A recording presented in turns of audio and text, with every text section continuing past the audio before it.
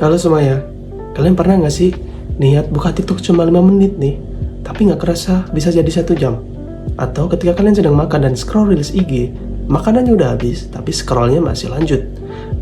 Dan selamat, karena kalian nggak sendiri. Kenapa sih kita bisa seperti kecanduan scrolling? Apakah kita terkena brain rot? Brain rot itu istilah yang menggambarkan kalau otak kita sedang overload dengan konten-konten cepat, teman-teman. Konten-konten cepat yang lucu, yang menghibur. Otak kita terbiasa disuapi dengan hiburan cepat, terus-menerus, jadi makin sulit fokus atau berpikir panjang. Dan salah satu penyebabnya adalah dopamin, teman-teman. Hormon senang ini keluar tiap kali kita nemu video lucu, video yang menghibur, ataupun satisfying. Tapi, yang bikin bahaya adalah kita nggak tahu nih kapan video selanjutnya akan lucu. Dan ini yang disebut variable reward system.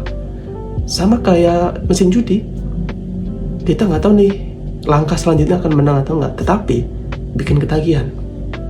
Masalahnya bukan di dopamin ya teman-teman, tapi kalau otak terus-menerus distimulasi, bisa kena yang namanya dopamin overload. Dan apa akibatnya?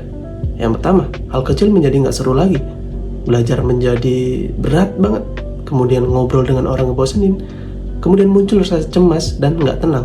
Ya karena kita udah terbiasa mendapatkan stimulasi kesenangan hanya dengan waktu yang singkat.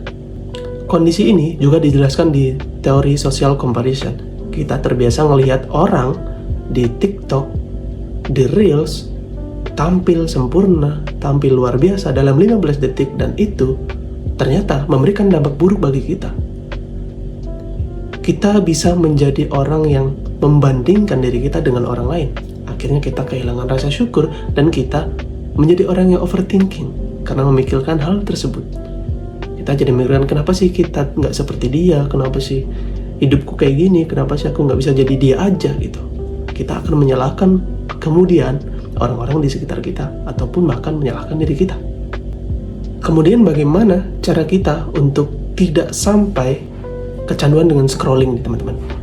Yang pertama, kita bisa melakukan track screen record kita di aplikasi tersebut.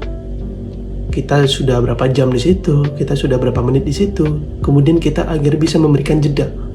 Yang kedua, kita bisa dengan melakukan kegiatan di luar ruangan, ataupun kita bisa melakukan kegiatan di luar ruangan seperti olahraga, apapun itu. Kemudian kita bisa dengan cara detox sosmed, atau kita bisa memberikan jeda 1 hari tanpa sosmed di seminggu ataupun sebulan. Kita memilih 1 hari untuk kita tidak bermain sosmed.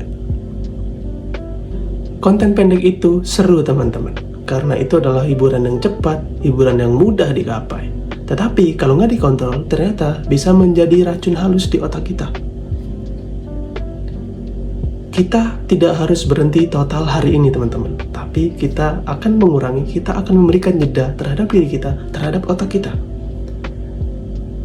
Karena biasanya teman-teman, sesuatu yang membutuhkan waktu yang lebih, itu lebih bermakna.